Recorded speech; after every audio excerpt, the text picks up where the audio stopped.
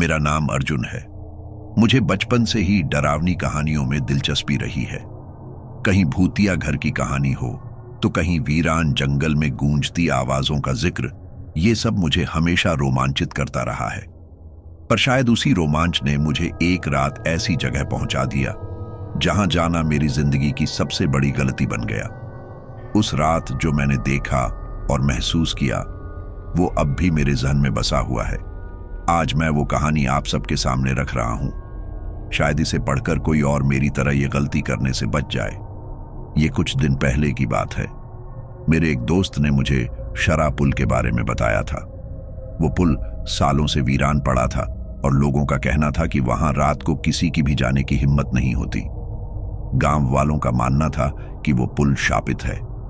वहां जाने वाले लोग अक्सर खो जाते हैं या फिर लौटते वक्त उनके साथ कुछ ना कुछ अजीब घटित होता है। इन कहानियों में कितनी सच्चाई है ये जानने का एक ही तरीका था, खुद वहां जाकर देखना। मैंने उस दिन का इंतजार किया जब मौसम थोड़ा ठंडा हो और आसमान में बादल छाए हों। रात का वक्त, तेज हवा और सन्नाटा, ऐसी ही परिस्थितियों में मुझे डर और रोमांच का सही अनुभव होता है। मैंने तय किया कि मैं अकेले ही वहां जाऊंगा। मेरे दोस्तों ने मना भी किया, लेकिन मैं अपनी जिद पर अड़ा रहा। रात के करीब 12 बजे का वक्त था जब मैं अपनी बाइक लेकर गांव की ओर निकल पड़ा। रास्ते में मुझे सन्नाटा काटने को दौड़ रहा था। दूर दूर तक कोई गाड़ी नहीं दिख रही थी, सिर्फ मेरी बाइक की आवाज और मेरे दिल की धड़कनें, दोनों जैसे एक लय में चल रही थीं। जैसे जैसे मैं शरा पुल के करीब पहुंच रहा था, एक अजीब सा डर मेरे अंदर पनपने लगा। हवा में एक अजीब सी ठंडक थी जो अंदर तक चुभ रही थी। पुल से थोड़ी दूरी पर मैंने अपनी बाइक रोक दी। अब मुझे पैदल ही आगे बढ़ना था। मेरे कदम धीरे धीरे उस पुल की ओर बढ़ रहे थे और मेरे मन में सवाल उठ रहे थे कि क्या ये सब सच में करना सही है या नहीं। लेकिन पीछे हटने का सवाल ही नहीं था। मैं उस शापित पुल का सच जानने के लिए पूरी तरह तैयार था। जैसे ही मैंने पुल पर कदम रखा, एक अजीब सी सिहरन मेरे शरीर में दौड़ गई। हवा अचानक ठंडी हो गई थी और ऐसा महसूस हो रहा था जैसे किसी ने मेरे ऊपर कोई अंधेरा चादर डाल दी हो। मैंने अपने चारों तरफ देखा, लेकिन वहां सिर्फ सन्नाटा था। चारों ओर फैले घने पेड़ और उनके बीच से छनकर आती चांदनी, सब कुछ एक रहस्यमयी माहौल बना रहे थे। मैंने अपनी टॉर्च निकाली और पुल के ऊपर की तरफ देखना शुरू किया। वहां कुछ खास नहीं था, पर जैसे ही मैंने एक कदम और बढ़ाया, मुझे ऐसा लगा जैसे किसी ने मेरे पीछे से मेरा नाम पुकारा। मेरी सांसें थम गईं। मैंने तुरंत मुड़कर देखा, पर वहां कोई नहीं था। दिल में हल्का सा डर बैठने लगा था, लेकिन मैंने खुद को समझाया कि शायद ये सब मेरे मन का वहम है। मैंने कदम बढ़ाना जारी रखा। पुल पर चलते हुए मैं हर उस जगह को ध्यान से देख रहा था जहां कोई सुराग मिल सके, पर धीरे धीरे ऐसा महसूस हो रहा था जैसे कुछ मेरे आसपास घूम रहा हो। अचानक से मुझे हल्की हल्की फुसफुसाहट सुनाई दी। वो आवाजें धीमी थीं, पर इतनी साफ थीं कि उन्हें अनसुना करना मुश्किल था। अर्जुन, अर्जुन, मेरा नाम किसी ने धीमे स्वर में पुकारा। मेरे पैरों तले जमीन खिसक गई। ये कैसे हो सकता है? यहां तो मैं अकेला हूं। मैंने अपनी टॉर्च से चारों ओर देखा, पर कहीं कोई नहीं था। बस एक अजीब सी ठंडक हवा में घुल गई थी। मैंने खुद को समझाया कि ये सब शायद मेरी कल्पना है, लेकिन मेरे अंदर का डर धीरे धीरे बढ़ने लगा था। मैंने सोचा कि शायद मुझे अब वापस चलना चाहिए, पर जिज्ञासा ने मुझे रोक लिया। कुछ कदम और चलते ही मुझे सामने की तरफ एक हल्की परछाई नजर आई। वो परछाई धीरे धीरे मेरे करीब आ रही थी। मैंने सोचा कि शायद ये मेरी टॉर्च की रोशनी का असर है, पर जैसे जैसे वो परछाई करीब आती गई, मेरे शरीर में सिहरन बढ़ती गई। वो परछाई मानो मेरी ही तरफ देख रही थी। ऐसा लग रहा था जैसे वो मुझे ही पुकार रही हो। मैं एक पल के लिए बिल्कुल ठहर गया। मेरे हाथ पैर ठंडे हो गए थे। परछाई जैसे मेरे पास आकर रुक गई और फिर अचानक से गायब हो गई। मैंने डर के मारे अपनी आंखें बंद कर लीं और जोर से चीखा, पर वहां कोई जवाब नहीं था। कुछ देर बाद जब मैंने आंखें खोली तो वहां सिर्फ वही सन्नाटा था, जैसे कुछ हुआ ही ना हो। मेरा मन कह रहा था कि यहां से भाग जाओ, पर मेरे कदम मुझे आगे खींच रहे थे। शायद वो मेरी जिज्ञासा थी या मेरा अहंकार, पर मैंने उस पुल को पूरी तरह से जानने का मन बना लिया था। जैसे ही मैं कुछ कदम आगे बढ़ा, मुझे अपने पीछे एक भारी भरकम आवाज सुनाई दी, मानो किसी ने जोर से कदम रखा हो। मैंने पीछे मुड़कर देखा, पर वहां कोई नहीं था। मेरा दिल जोर जोर से धड़कने लगा। मुझे अब इस बात का एहसास हो चुका था कि यहां कुछ गलत है, पर मैं उसे समझ नहीं पा रहा था। मेरे सामने एक ऐसा रहस्य था जो धीरे धीरे मेरी हिम्मत को तोड़ रहा था। उस रात उस पुल पर मैंने जो अनुभव किया, वो किसी भी भयानक कहानी से कहीं ज्यादा डरावना था। उस रात जो पहला अनुभव मैंने शराब पुल पर किया, उसने मुझे झकझोर कर रख दिया था। लेकिन जैसे जैसे रात गहराती जा रही थी, मेरा डर और भी बढ़ता जा रहा था। मेरे सामने एक अजीब सा एहसास था कि मैं इस पुल पर अकेला नहीं हूं। मैंने खुद को जितना भी संभालने की कोशिश की, उस जगह की भयावहता ने मेरी हर कोशिश नाकाम कर दी। पर मैं फिर भी रुका नहीं। शायद जिज्ञासा या फिर डर को हराने का जुनून। जैसे ही मैं थोड़ा और आगे बढ़ा, मुझे एक पुराने जर्जर लकड़ी के बोर्ड पर कुछ उकेरा हुआ दिखाई दिया। उस पर किसी का नाम लिखा था, पर समय के साथ वो नाम धुंधला हो गया था। ऐसा लग रहा था जैसे किसी ने उसे जोर जोर से नाखूनों से खुरचने की कोशिश की हो। वो नाम पहचानने की कोशिश में जब मैं करीब गया, तो मुझे ठंड से जमकर खड़े हुए उन नाखूनों की खरोंचों में खून के धब्बे दिखाई दिए। इससे पहले कि मैं उस अजीब से बोर्ड के बारे में कुछ और सोचता, अचानक से मेरे सामने के पेड़ के पीछे से किसी का साया निकलता हुआ दिखाई दिया। वो परछाई बहुत ही तेजी से पुल के दूसरी तरफ चली गई और मैं जड़वत खड़ा होकर देखता रह गया। मेरा शरीर डर के मारे कांप रहा था, पर मेरी आंखें उस साए का पीछा करने को मजबूर थीं। पुल के बारे में गांव वालों से सुनी कहानियां मेरे दिमाग में घूमने लगीं। उन्होंने बताया था कि इस पुल पर एक बार एक हादसा हुआ था। एक परिवार अपनी गाड़ी में रात के वक्त इस पुल से गुजर रहा था और अचानक गाड़ी पुल से नीचे गिर गई। उस हादसे में सबकी मौत हो गई। कुछ लोगों का मानना था कि उस परिवार की आत्माएं अब भी इस पुल पर भटकती हैं, पर मुझे कभी भी इन बातों पर विश्वास नहीं हुआ था। मुझे हमेशा लगा था कि ये बस कहानियां हैं, लोगों को डराने के लिए बनाई गई हैं। लेकिन उस रात उन कहानियों का सच मेरी आंखों के सामने था। जैसे जैसे मैं आगे बढ़ता जा रहा था, उस पुल की ठंड और अजीब सी सिहरन मुझे घेर रही थी। ऐसा लग रहा था जैसे कोई अदृश्य शक्ति मुझे वहां से बाहर जाने नहीं देना चाहती। कुछ देर और चलने के बाद मुझे एक अजीब सी फुसफुसाहट सुनाई दी। वो आवाजें धीमी थी, पर इतनी साफ थी कि उन्हें अनसुना करना मुश्किल था। अर्जुन, यहां से चले जाओ। एक धीमी और थरथराती आवाज मेरे कानों में गूंज रही थी। मैंने चारों ओर देखा, पर वहां कोई नहीं था। ऐसा लग रहा था जैसे कोई अदृश्य शक्ति मुझे वहां से बाहर निकलने की चेतावनी दे रही हो। मेरे रोंगटे खड़े हो गए थे।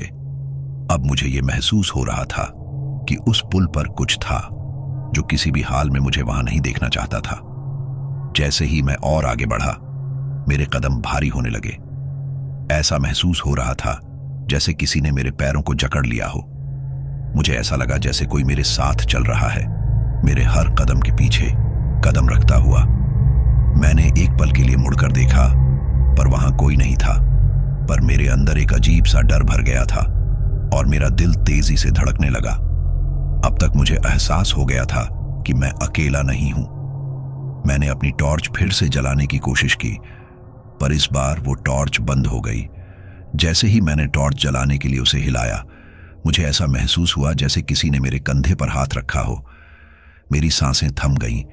मैंने हिम्मत करके पीछे मुड़कर देखा, पर वहां कोई नहीं था। पर मेरे कंधे पर अब भी उस हाथ का एहसास था। मेरे पास और कोई रास्ता नहीं था सिवाय इसके कि मैं दौड़ता हुआ वहां से भाग निकलूं, लेकिन एक अदृश्य शक्ति ने मुझे वहां जकड़ रखा था। रात गहरी होती जा रही थी और अब चारों ओर सिर्फ अंधेरा था। मैं समझ नहीं पा रहा था कि ये सब मेरे साथ क्यों हो रहा है। ऐसा लग रहा था जैसे कोई मुझसे कुछ कहना चाहता हो, कोई पुराना राज खोलना चाहता हो, लेकिन मैं समझ नहीं पा रहा था। जैसे जैसे मैं आगे बढ़ता जा रहा था, वो फुसफुसाहटें और बढ़ती जा रही थीं। वो आवाजें धीरे धीरे तेज होती जा रही थीं और अब उनमें दर्द और गुस्से का भाव था। तुम्हें यहां नहीं आना चाहिए था अर्जुन। अब मेरे लिए उस पुल से निकलना जरूरी हो गया था, पर वो अंधेरी और डरावनी जगह मुझे बाहर निकलने नहीं दे रही थी। जैसे ही मैं भागने के लिए पीछे मुड़ा, मुझे सामने की तरफ एक परछाई दिखाई दी। वो परछाई बिल्कुल स्पष्ट थी, एक इंसानी आकृति थी, पर वो इंसान नहीं था। उसकी आंखें गहरी काली थी और उसके होठों पर एक भयानक मुस्कान थी। वो मेरी तरफ बढ़ रही थी और मैं वहीं जड़वत खड़ा रह गया। मुझे अब यकीन हो गया था कि यह पुल वाकई में शापित था। मैंने अपनी पूरी ताकत जुटाई और उस पुल से भागने की कोशिश की, पर मेरे पैर मानो जमीन में धंस गए थे। मुझे ऐसा महसूस हो रहा था जैसे किसी ने मुझे जकड़ लिया हो, जैसे कोई अदृश्य शक्ति मुझे वहां से बाहर जाने नहीं दे रही हो। मैं पूरी ताकत से चीखा, मुझे जाने दो, पर मेरी आवाज सिर्फ उस वीरान पुल के अंधेरे में गुम हो गई। जैसे ही मैंने दोबारा भागने की कोशिश की, मैंने देखा कि वो भयानक आकृति अब मेरी ओर बढ़ती जा रही है। उसके कदम धीरे धीरे मेरी तरफ बढ़ रहे थे और उसकी मुस्कान और भी डरावनी होती जा रही थी। उसकी आंखों में एक अजीब सी चमक थी जो मेरे अंदर तक झांक रही थी। मुझे ऐसा महसूस हुआ जैसे वो मेरी आत्मा को खींच रहा हो। अब मैं पूरी तरह से उस भूतिया ताकत के गिरफ्त में था। मैंने अपनी सारी हिम्मत जुटाई और अपनी पूरी ताकत से चिल्लाया, कौन हो तुम? मेरी आवाज अंधेरे में गूंज गई और अचानक से सब कुछ शांत हो गया। वो परछाई रुक गई और उसकी आंखों में एक अजीब सी उदासी नजर आई। वो धीरे धीरे मुझसे दूर होने लगी, पर जाते जाते उसने मुझे कुछ कहने की कोशिश की। उसकी आवाज में दर्द और गुस्सा था। इस पुल पर आना तुम्हारी सबसे बड़ी गलती थी अर्जुन। अब तुम कभी वापस नहीं जा पाओगे। उसकी बात सुनकर मेरे रोंगटे खड़े हो गए। मुझे समझ में नहीं आ रहा था कि मैं क्या करूं। मैं दौड़ने लगा। भागते हुए मैंने पीछे मुड़कर देखा, पर वो परछाई कहीं गायब हो चुकी थी। मैं एक बार फिर उस सन्नाटे में अकेला था, पर अब मुझे एहसास हो चुका था कि मैं यहां से कभी भी सही सलामत नहीं निकल पाऊंगा। उस रात के उस अनुभव ने मुझे अंदर तक हिलाकर रख दिया था। मुझे लगा था कि शायद उस पुल से निकलकर मैं सुरक्षित हूं, लेकिन मेरी सोच गलत थी। मैंने अपनी हर कोशिश की कि उस पुल की यादों से पीछा छुड़ा सकूं, लेकिन वो भयानक चेहरा, वो खौफनाक परछाई और वो आवाजें मेरे दिमाग से जा ही नहीं रही थीं। मुझे लगने लगा कि कहीं ना कहीं ये पुल मुझे अपनी ओर खींच रहा है। कुछ दिनों तक मैं उन घटनाओं से दूर रहने की कोशिश करता रहा। मैंने खुद को यकीन दिलाने की कोशिश की कि वो बस मेरा भ्रम था, लेकिन कहीं ना कहीं मुझे महसूस हो रहा था कि इस सब के पीछे कोई रहस्य छिपा हुआ है। कुछ तो था उस पुल पर जो मेरी समझ से परे था। आखिरकार मैंने तय कर लिया कि मैं इस रहस्य को जानकर ही रहूंगा, चाहे इसके लिए मुझे किसी भी हद तक जाना पड़े। मैंने गांव के कुछ बुजुर्गों से उस पुल के बारे में पूछताछ की। शुरुआत में किसी ने कुछ खास बताने की कोशिश नहीं की, लेकिन जब मैंने बार बार पूछना शुरू किया तो एक बूढ़े व्यक्ति ने मुझे पास बुलाया और धीरे से कहा, बेटा, उस पुल का जिक्र करना भी अपने आप में खतरे से खाली नहीं है। मैंने उनसे पूछा, क्यों? आखिर उस पुल में ऐसा क्या है? उन्होंने लंबी सांस ली और धीरे धीरे मुझे उस पुल के पीछे छिपी भयानक कहानी बतानी शुरू की। उन्होंने बताया कि बरसों पहले उस पुल पर एक भयानक हादसा हुआ था। एक परिवार अपनी गाड़ी में रात के वक्त उस पुल से गुजर रहा था और अचानक उनकी गाड़ी पुल से नीचे गिर गई। उस हादसे में उस परिवार के सभी सदस्य मारे गए। लोग कहते हैं कि उन सब की आत्माएं उस पुल पर भटकती हैं और किसी को भी उस पुल पर रात के समय आने नहीं देती। कई लोगों ने वहां कुछ अजीब घटनाएं महसूस की हैं। किसी का नाम पुकारना, अचानक ठंडी हवा का झोंका या किसी अदृश्य शक्ति का एहसास। उन बुजुर्ग की बातों ने मुझे और भी बेचैन कर दिया था। मैं जानना चाहता था कि आखिर उस परिवार के साथ असल में क्या हुआ था। मैंने गांव की लाइब्रेरी में जाकर पुराने अखबारों को खंगाला और बहुत मेहनत के बाद उस हादसे की खबर पाई। खबर के अनुसार उस परिवार के गाड़ी के ब्रेक फेल हो गए थे, जिससे गाड़ी पुल से नीचे गिर गई थी। लेकिन कुछ गवाहों के बयान से पता चला कि उस रात उस परिवार के सभी सदस्य असामान्य रूप से बेचैन थे, जैसे किसी अनहोनी का अंदेशा हो। इस हादसे से जुड़ी खबर पढ़कर मेरी जिज्ञासा और बढ़ गई। मैंने फैसला किया कि मैं एक बार फिर उस पुल पर जाऊंगा, चाहे कुछ भी हो। मुझे अब किसी भी कीमत पर उस पुल का सच जानना था। उस रात मैं वापस उस पुल पर गया। इस बार मैं पहले से ज्यादा सतर्क था और मेरे हाथ में एक तेज रोशनी वाली टॉर्च भी थी। जैसे ही मैंने पुल पर कदम रखा, मुझे वो वही ठंडक महसूस हुई जो मैंने पहली बार वहां आने पर महसूस की थी। ऐसा लग रहा था जैसे पुल पर एक अदृश्य ऊर्जा का प्रवाह हो रहा हो। जैसे ही मैंने आगे बढ़ना शुरू किया, मेरे चारों ओर अचानक से ठंडी हवा चलने लगी। हवा की उस ठंडक में एक अजीब सी खट्टी मिट्टी की गंध थी जो मुझे बुरी तरह से डरा रही थी। मैंने खुद को संभालने की कोशिश की और हिम्मत करके उस पुल पर और आगे बढ़ता गया। अचानक से मेरे सामने वही परछाई फिर से दिखाई दी। इस बार वो परछाई मेरे बहुत करीब थी। मैंने हिम्मत जुटाकर उससे पूछा, कौन हो तुम? क्यों मुझे बार बार यहां बुला रहे हो? वो परछाई एक पल के लिए रुकी और फिर उसकी धीमी आवाज गूंजने लगी, मुझे इस पुल से मुक्ति चाहिए, लेकिन मेरी मुक्ति के लिए तुम्हें यहां आना होगा। उसकी आवाज में इतना दर्द और गुस्सा था कि मैं हिल गया। वो मुझे बस देखती रही। उसकी काली आंखें मेरे अंदर तक झांक रही थीं। वो परछाई धीरे धीरे मेरे सामने से हटने लगी और मुझे एक धुंधली छवि दिखाई देने लगी। ऐसा लग रहा था जैसे मैं उस रात के हादसे को देख रहा हूं। वो परिवार गाड़ी में पुल से गुजर रहा था और अचानक गाड़ी का ब्रेक फेल हो गया। गाड़ी पुल से नीचे गिर गई और सबकी चीखें सुनाई देने लगीं। मुझे समझ में आ गया कि उस परछाई की आत्मा उसी परिवार के किसी सदस्य की थी। वो आत्मा अपनी मौत की वजह से भटक रही थी और उसे शांति नहीं मिली थी। उस आत्मा ने मुझसे कहा कि उसकी मुक्ति के लिए मुझे एक अनुष्ठान करना होगा ताकि वो शांति पा सके। उसने मुझे बताया कि अगर मैंने वो अनुष्ठान पूरा नहीं किया तो वो मुझे कभी भी यहां से जाने नहीं देगी। मैंने उसकी बात मान ली और उसी वक्त उस अनुष्ठान को पूरा करने का फैसला किया। उस आत्मा ने मुझे जो निर्देश दिए, मैंने उन सब का पालन किया। जैसे ही अनुष्ठान पूरा हुआ, वो परछाई धीरे धीरे गायब हो गई। मुझे लगा कि अब सब ठीक हो गया है और मैंने चैन की सांस ली। पर तभी मुझे एक अजीब सी आवाज सुनाई दी, तुम्हें लगता है कि ये सब सच में खत्म हो गया? मुझे एहसास हो गया कि ये सब कुछ भी उतना आसान नहीं था जितना मैं समझ रहा था। उस रात का अनुभव और अनुष्ठान करने के बाद मैं समझ चुका था कि मामला जितना मैंने सोचा था उससे कहीं अधिक खतरनाक और उलझा हुआ था। मेरी उम्मीद थी कि अनुष्ठान के बाद उस आत्मा को शांति मिल जाएगी, लेकिन उसकी आखिरी बात ने मेरी हिम्मत को फिर से झकझोर दिया था। तुम्हें लगता है कि ये सब सच में खत्म हो गया? वो बात मेरे दिल दिमाग में घूम रही थी। ऐसा लग रहा था जैसे किसी ने मुझे किसी अंतहीन भूल भुलैया में धकेल दिया हो। लेकिन इस बार मैंने ठान लिया कि इस सच से पीछे नहीं हटूंगा। मैं जानना चाहता था कि इस पुल और उस आत्मा का असल में क्या रहस्य था। शायद इस पुल के पीछे कुछ ऐसा था जो किसी के सामने कभी नहीं आया था। अगले दिन मैंने शहर के पुराने रिकॉर्ड्स और दस्तावेजों में उस पुल के इतिहास के बारे में जानकारी खंगालना शुरू किया। मेरे पास उस पुल के हादसे के बारे में केवल कुछ कहानियां थीं जो लोगों के बीच मशहूर थीं, लेकिन मुझे इस मामले की गहराई में जाकर असल सच्चाई जाननी थी। मैंने स्थानीय लाइब्रेरी में कुछ रिकॉर्ड्स और दस्तावेज ढूंढ निकाले। उन पर धूल की मोटी परत चढ़ी हुई थी, जिससे साफ था कि इन्हें बरसों से किसी ने हाथ नहीं लगाया था। मैंने उन दस्तावेजों को पढ़ना शुरू किया और जो पता चला वो मेरे होश उड़ाने के लिए काफी था।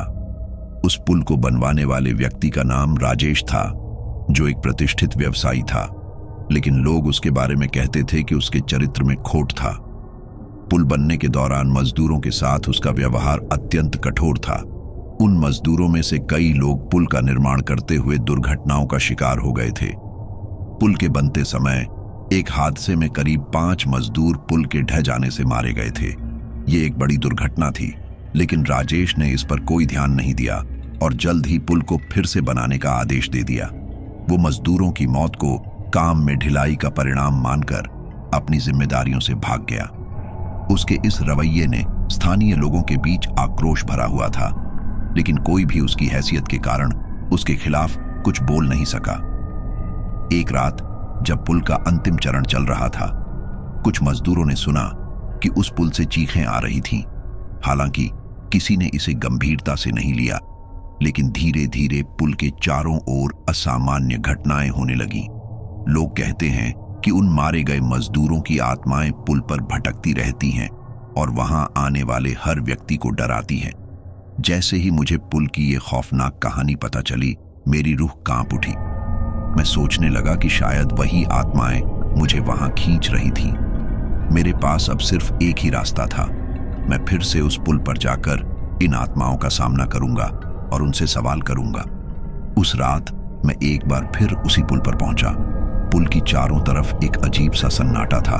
हवा में सर्दी थी, लेकिन उसके साथ साथ एक अजीब सी बदबू भी थी। ऐसा लग रहा था जैसे कई सालों का दर्द और पीड़ा उसी पुल में समाई हुई हो। जैसे ही मैंने पुल पर कदम रखा, मुझे लगा कि चारों तरफ से कोई मुझे देख रहा है। हर कदम पर मुझे लगता कि कोई मेरे पीछे है। मैं रुकता, पीछे मुड़ता, लेकिन वहां कोई नहीं था। फिर अचानक मेरे सामने वही परछाई प्रकट हुई। वो परछाई धीरे धीरे मेरे पास आ रही थी। इस बार मैं डरने के बजाय उससे बात करने की कोशिश करने लगा। तुम कौन हो?